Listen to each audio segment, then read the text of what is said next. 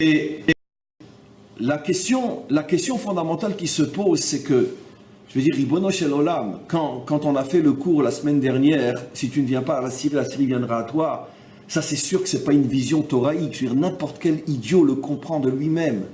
Il ne faut pas sortir de Saint-Cyr, il ne faut pas avoir étudié la Torah pendant 30 ou 40 ans pour dire une chose pareille.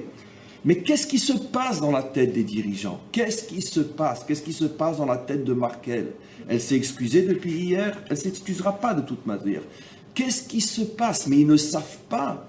Surtout que Daesh ne ment jamais. C'est la première fois depuis, je pense, avant même la création du monde, qu'on a affaire à une organisation terroriste islamique qui ne ment pas. Quand elle dit quelque chose, elle dit la vérité. Quand elle dit « c'est nous qui avons fait tomber l'avion russe », ils n'ont pas menti. Quand ils ont dit au moment des premières vagues de réfugiés « nous nous servons des réfugiés pour introduire en Europe des centaines de terroristes », ils l'ont dit.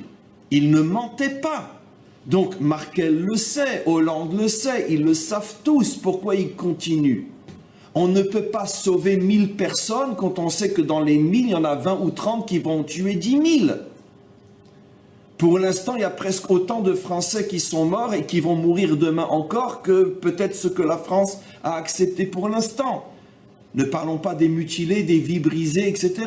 Donc on ne peut pas imaginer un responsable, un dirigeant qui dise « je sauve des étrangers et je mets la vie de mes citoyens en danger ». Qu'est-ce qui se passe? Cette question, je veux dire, tout le monde la pose. Et ne me dites pas l'humanisme, la morale, etc. Arrêtons une fois pour toutes de nous prendre pour des hons. C'est pas possible que je mette la vie de mes citoyens en danger pour sauver des étrangers, alors que Daesh me dit clairement, on va tous vous faire sauter grâce à cette ruée de réfugiés. Ils le disent, et on sait qu'ils ne mentent jamais. Ce qu'ils disent, ils le font. Ce qu'ils disent, ils l'ont fait. Ce qu'ils disent, ils le feront. Ils ne mentent jamais. Ils viennent de dire que ce n'est que le commencement de l'enfer en France. Ils ne mentent pas, ils le feront. Alors quoi, on continue, on continue, on continue, on continue. Même lorsque l'extrême droite parle, j'ai écouté hier une intervention de Marine Le Pen, c'est à croire qu'elle écoute mes cours, c'est peut-être une des plus grandes talmidim, je crois, talmidotes. Elle a dit mot à mot ce que je n'arrêtais pas de dire. Mais même elle n'a pas le courage de dire la vérité. Nos vrais ennemis sont ceux qui ont de la compassion pour eux, etc. Elle faisait allusion bien sûr à toutes ces vagues d'immigrés, etc. Mais elle n'ose pas le dire véritablement.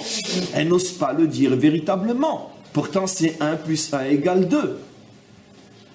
Donc, il y a cette question. Qu'est-ce qui se passe derrière cette folie des gouvernements donc occidentaux? Quoi, ils se suicident? Ou il y aurait quelque chose peut-être de beaucoup plus effroyable? On sait aujourd'hui, c'est un secret pour personne, que pratiquement tous les groupes terroristes ont été créés par la CIA ou peu importe par qui. Pourquoi? Il y a différentes thèses. L'une des thèses les plus connues, c'est parce que c'est pour embêter, pour freiner l'expansion russe, peu importe, ça tout le monde le sait aujourd'hui, on peut l'apprendre dans les écoles. Moi, c'est pas ma thèse, j'y crois pas comme étant la raison finale. À mon avis, c'est une raison, on pourrait dire, donnée par la CIA elle-même pour calmer les gens. On jette un os aux chiens pour qu'ils arrêtent d'aboyer, mais on ne donne pas la vraie raison. La vraie raison, c'est eux qui ont créé Al-Qaïda, c'est eux qui ont créé Daesh, c'est un secret pour personne maintenant. Et c'est eux qui ont créé les fameux mordim, comment on les appelle en français, les rebelles, c'est eux qui ont créé les rebelles contre Assad. Ça c'est tellement évident qu'aujourd'hui, ils s'en cachent même pas. Et donc, c'est eux qui étaient derrière le coup d'État qui a fait tomber Moubarak. Ça, les Américains leur ont fait bien payer la honte qu'ils ont fait à Kerry. Lorsque Kerry est venu il y a quelques mois en Égypte, on l'a fait passer fouillé, déshabillé, etc. Alors qu'il est secrétaire d'État américain, ils lui ont fait la honte, etc. Et quand après on a demandé, mais comment ils ont osé, c'est jamais vu dans l'histoire politique du monde de faire une honte comme ça le Sgan, le deuxième après Obama. Et à ce moment-là, la presse égyptienne, ce n'est pas gêné, on l'a lu, d'accord? Enfin, on a lu la traduction.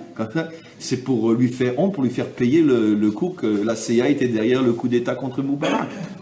Et donc on sait maintenant, ils sont partout. Mais pourquoi c'est eux qui ont rendu l'islam malade? Pourquoi ils ont transformé Bosmat en Mahalad? Alors vous me direz, et ça c'est évident, il y a un terrain, il y a un terrain propice, c'est évident que... Mais quoi qu'il en soit, un jour, ça deviendra clair et net pour tous, que de toute façon, même s'il y avait un terrain propice, même si c'est vrai que dans le Coran, il y a des passages qui peuvent être utilisés, etc., etc., etc., si Esav ne s'en était pas mêlé, c'est pas sûr qu'on aurait aujourd'hui ce qu'on a. C'est pas sûr.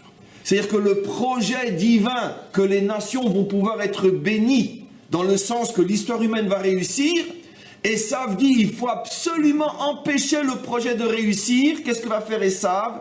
Il va aller chercher Ishmaël, il va manipuler Ishmaël dans le but de détruire le monde. Et maintenant Ishmaël, lui, son erreur fondamentale, il y en a deux. C'est que malheureusement, il est trop bête pour comprendre qu'il est utilisé par Esav. Mais son calcul dans sa bêtise est, parce que Daesh croit qu'il est autonome, mais en vérité Daesh ne se rend même pas compte qu'il est manipulé par les grandes puissances, dans le plus grand secret. Évidemment que les peuples, les États, même les États ne le savent pas. C'est un État dans l'État. comme dans tous les pays du monde. C'est pas la CIA, c'est pas le Mossad. Il y a un Mossad dans le Mossad, il y a une CIA dans la CIA, il y a un FBI dans le FBI. Et qu'ils sont 3 ou 4 ou 5 ou 10 à agir. Personne ne le sait. C'est comme dans la franc-maçonnerie. Il y a une franc-maçonnerie dans la franc-maçonnerie. 99% des francs-maçons ne savent même pas ce qu'est la franc-maçonnerie. Ce n'est que dans la dernière loge, je crois, si je ne me trompe pas, la 36e ou la 36, non, 33, 36e, que là, vraiment, on révèle le secret de ce qu'est la franc-maçonnerie. Ils sont 10, 15 dans le monde à savoir ce qu'est la franc-maçonnerie. Ça a toujours été comme ça. D'ailleurs, c'est copié dans la Touma, dans l'impureté, c'est copié sur le modèle de l'Abdoucha. Il y a le Kodesh, mais il y a le Kodesh HaKodashim. Il y a le Saint, mais il y a le Saint des Saints. C'est-à-dire que le mensonge copie les mêmes modèles que la vérité. Ils ne font que copier. C'est-à-dire que tu es dans le Saint, mais tu es encore à l'extérieur, parce qu'il y a encore le Saint des Saints, évidemment. Et comme dans le Sod, dans la Torah, il y a le secret, mais il y a ce que le Zohar appelle Raza des Razin, il y a le secret du secret. En vérité, le monde est dirigé par ceux qui se trouvent au niveau du Kodesh HaKodashim de l'impureté, du Saint des Saints, le temple de l'impureté. Ils sont peut-être quelques milliers dans le monde, quelques dizaines de milliers dans le monde. C'est eux qui dirigent le monde. Maintenant, regardez, on revient. Qu'est-ce que la bracha donnée à Abraham? Venivrechu becha kol mishpechot ha'adama. Et là, j'ai dit que je tremblais. Quand je dis le mot mishpechot, je tremble parce que je ressens tellement fort les choses. C'est-à-dire que tu béniras les nations à condition qu'elles acceptent le principe de la famille. C'est-à-dire donc la famille, d'abord au premier mot, premier sens du terme, puis la nation, l'État, les identités différentes, les familles. La famille Dinovitch n'est pas la famille Altman, qui n'est pas la famille Abitbol, qui n'est pas la famille Rebibo, etc. La famille Dupont n'est pas la famille Durand. De même, les Français ne sont pas les Allemands. Et les Allemands ne sont pas les Belges. Hachem transmet une mission à Abraham. Pour que le monde soit construit, il faut que le monde se regroupe en familles. Familles individuelles et familles nationales. Mishpechot ha'adama, les familles de la terre. Regardez, le verset ne dit pas les peuples, les familles. Or, Esav, lui, c'est le grand ennemi de la famille. Esav, lui, il veut détruire toute notion de famille. L'homosexualité. La destruction même de la famille, du mariage. La destruction même des principes même de comment on fait un enfant. On n'a plus besoin d'hommes, on n'a plus besoin de femmes. Demain, on les fera dans des éprouvettes. Esav se bat pour faire disparaître la notion de famille. Ça, tout le monde le sait aujourd'hui. Et c'est sorti de Californie. C'est eux les premiers, c'est eux. Californie. C'est sorti de là-bas. Californie comme État américain, peu importe. Le grand combat de Esav et d'Édom, la fin de la famille.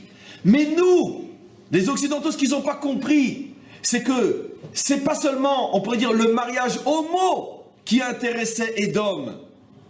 C'est en vérité la disparition de toute notion de famille à l'échelle de la planète. C'est ce qu'on appelle le mondialisme. Mondialisme, il n'y a plus de Français, il n'y a plus d'Allemands, il n'y a plus de Belges, il n'y a plus rien.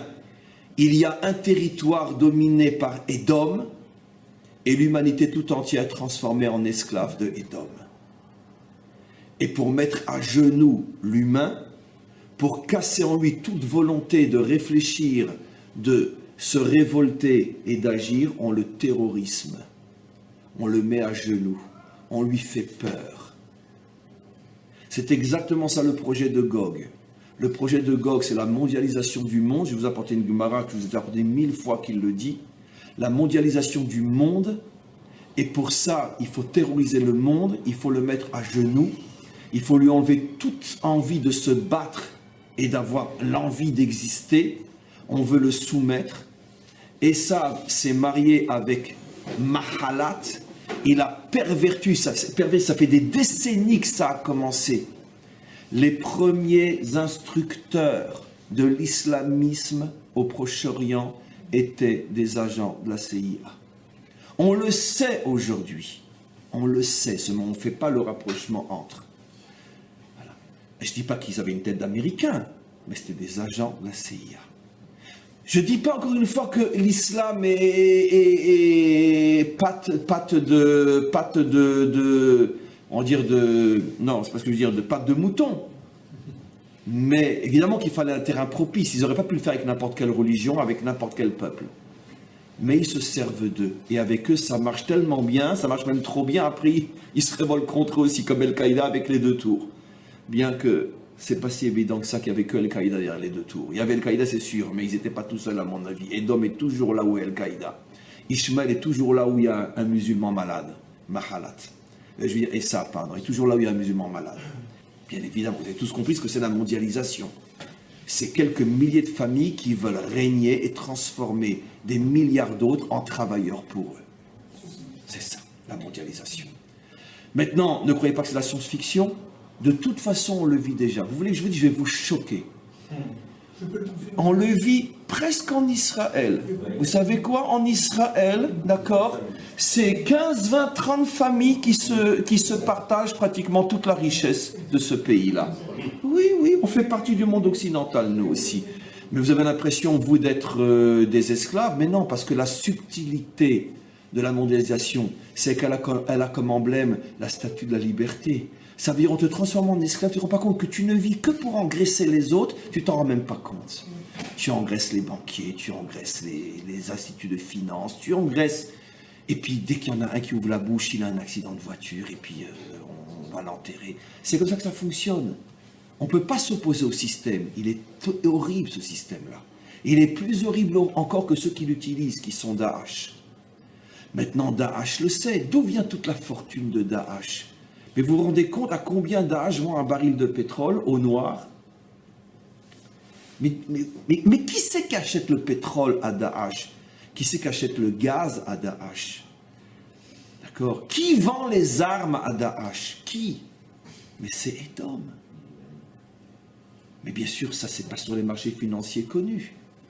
C'est la première fois dans Daesh qu'on assiste à un mouvement extrémiste musulman ou islamiste, dont pratiquement bientôt la moitié, peut-être un jour la majorité de ses membres ne sont pas des Arabes, viennent de tous les pays.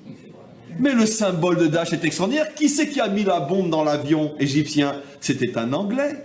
Qui sait que les Américains, reste à voir si c'est vrai, viennent peut-être de descendre, le John, le Britannique, d'accord, il vient de descendre. Mais encore, John était un musulman à l'origine, enfin un arabe, ou plus ou moins. Mais là, on parle que dans les rangs de Daesh se trouvent de vrais blonds aux yeux bleus, de vrais Français d'origine catholique ou peu importe, etc.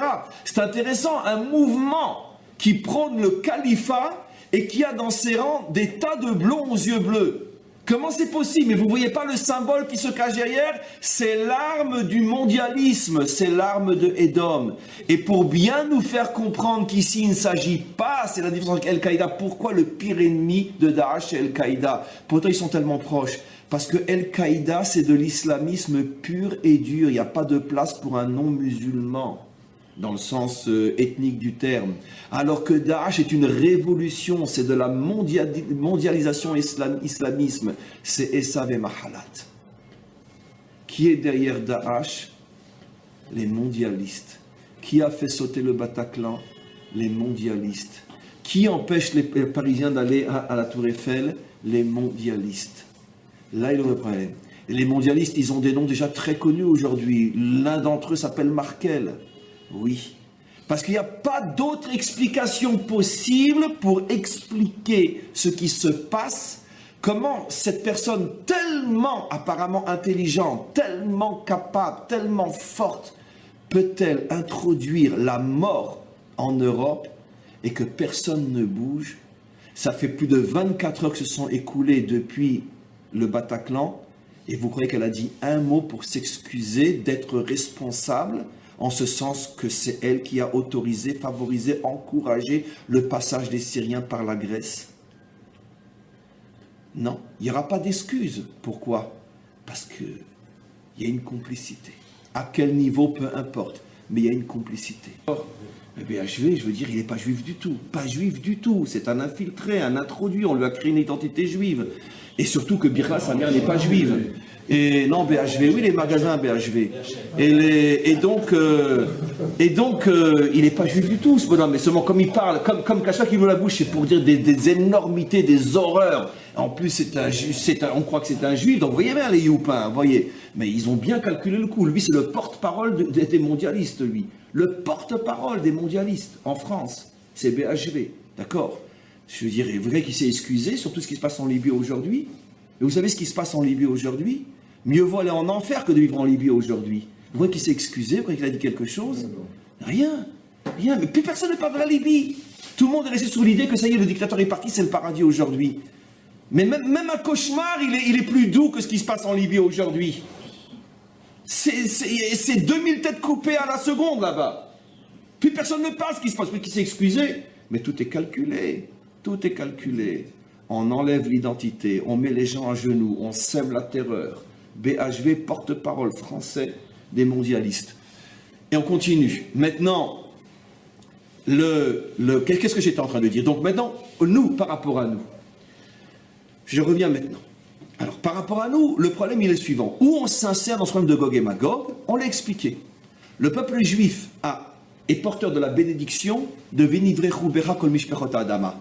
On est ceux qui sont censés faire comprendre au monde que l'humanité ne pourra s'en sortir que regroupée autour d'un père, d'une mère, d'un fils, d'une fille, d'un territoire, de frontières, d'une identité, du respect de l'identité nationale, etc. Chose qui aujourd'hui, ça s'appelle le langage de l'extrême droite. D'accord? Je suis un facho quand je parle comme ça aujourd'hui, parce qu'ils sont très forts, ils sont arrivés à nous faire passer nous pour des fachos. C'est ce dont souffre tellement Marine Le Pen. Et puisque à chaque fois qu'elle dit quelque chose qui est tellement juste, on dit oui, ben évidemment, c'est l'extrême droite, c'est une facho.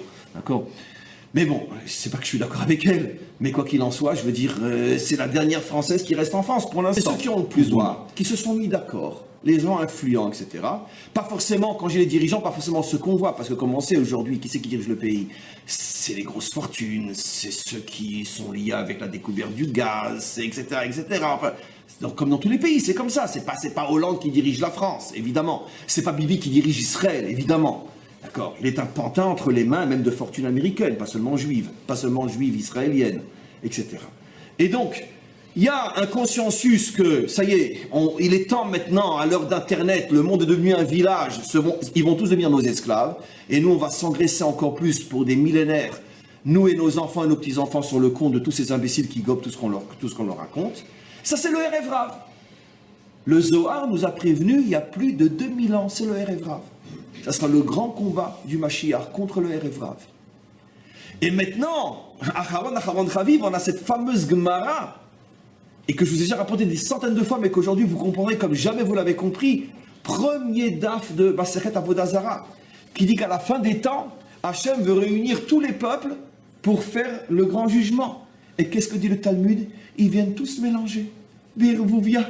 Be'irvouvia, Erev Rav, Be'irvouvia, on ne sait plus qui sont les Français, que ça se passera à un moment où la mondialisation aura commencé déjà à faire ses dégâts. Be'irvouvia, qu'est-ce que répond le Talmud, écrit il y a plus de 2000 ans? Hachem nous dit non. Pas de mélange devant moi. Je veux chaque peuple avec son identité, chaque peuple avec son drapeau. Et ça prend un temps fou jusqu'à ce que les peuples arrivent à se reconstruire.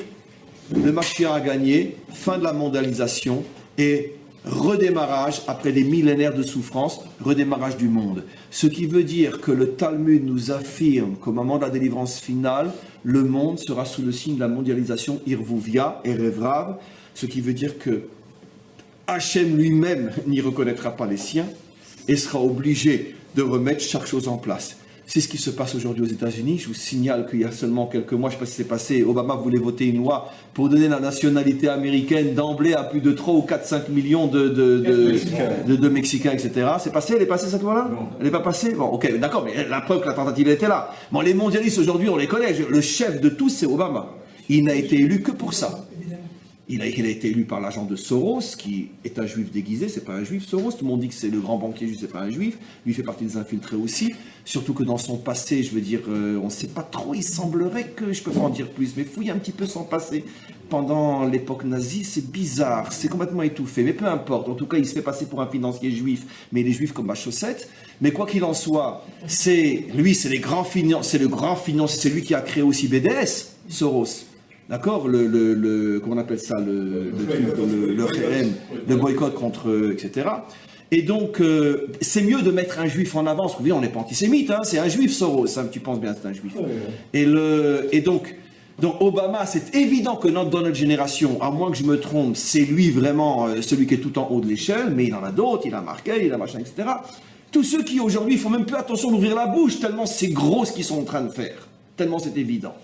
Et il y a tous ceux qu'on ne connaît pas, etc. Il y a peut-être des juifs, des vrais dedans, alors ça n'a rien à voir. On peut être un juif et une sale crapule, ça n'a rien à voir. Et grâce à Dieu qu'on en a des juifs qui sont des sales crapules.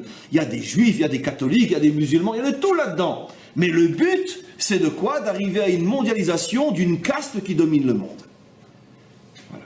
Maintenant, qu'est-ce qui va se passer? Et je termine. Le Malbim, une fois de plus, nous a expliqué. Quand Ishmaël, Malbim, Yecheskel, chapitre 38. C'est les mots du Malbim.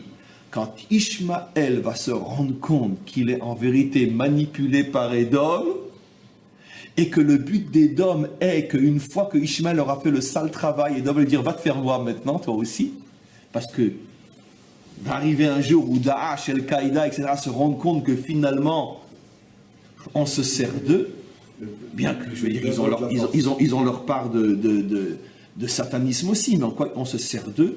À ce moment-là, qu'est-ce qui va se passer de le Malbim? Malbim écrit il y a presque 200 ans. Ils vont se retourner, ils vont s'entretuer, d'accord? Et qui va sortir vainqueur? L'homme, le vrai, Adam. Parce qu'à force de s'entretuer, ils vont nous foutre la paix, et c'est comme ça que le monde va être récupéré. Et il y a eu un sursaut de cette prise de conscience, c'était bien sûr avec le grand, je dis le grand, excusez-moi, le grand Osama Ben Laden, d'accord? C'est le premier qui a ouvert les yeux et qui a compris ce qu'on était en train de lui faire faire. Quand il a compris qu'il s'était fait avoir d'abord par les Russes, après il s'est fait avoir par les Américains, et que finalement le but des Américains c'était de s'en servir pour foutre la pagaille et après s'en débarrasser, il a dit non, non. Lui, d'une certaine manière, peut-être que ça fait partie de la tchouva de Ishmaël, peut-être, de prendre conscience que finalement celui qui est en train de le corrompre et de le... Voilà. Donc Bekitsour, moi en ce qui me concerne, j'ai terminé. Mes amis, toute la presse mondiale et le monde entier va être maintenant focalisé sur l'islamisme. Et tout ça, c'est bien orchestré, d'accord, pour que personne ne voit ce qui se cache derrière le premier train. Édom se cache derrière Daesh. Et en vérité, les véritables responsables de la tuerie à Paris sont des Occidentaux, dans le sens idéologique du terme, même s'il y a des Arabes parmi eux, ils sont des Occidentaux quand même, sont des Occidentaux, la majorité sont de vrais Occidentaux. Et ça ne fait que commencer, ils sont arrivés maintenant à la dernière phase, d'après leurs calculs à eux, la mise à genoux de l'Europe afin de terroriser le monde et de prendre le pouvoir. Et ce qu'on appelle, nous, la guerre de Gog et Magog. Et en même temps qu'ils vont essayer de faire s'effondrer l'Europe et le monde, ils vont se focaliser de plus en plus sur Israël, les pressions vont devenir de plus en plus terribles. Comment qu'on va s'en sortir? À vision humaine, aucun espoir. À vision humaine, il n'y a que le Nes. En lanu al mileishaen, et là, à la vinu sheba shamaim. On ne pourra plus faire confiance à personne que au maître du monde.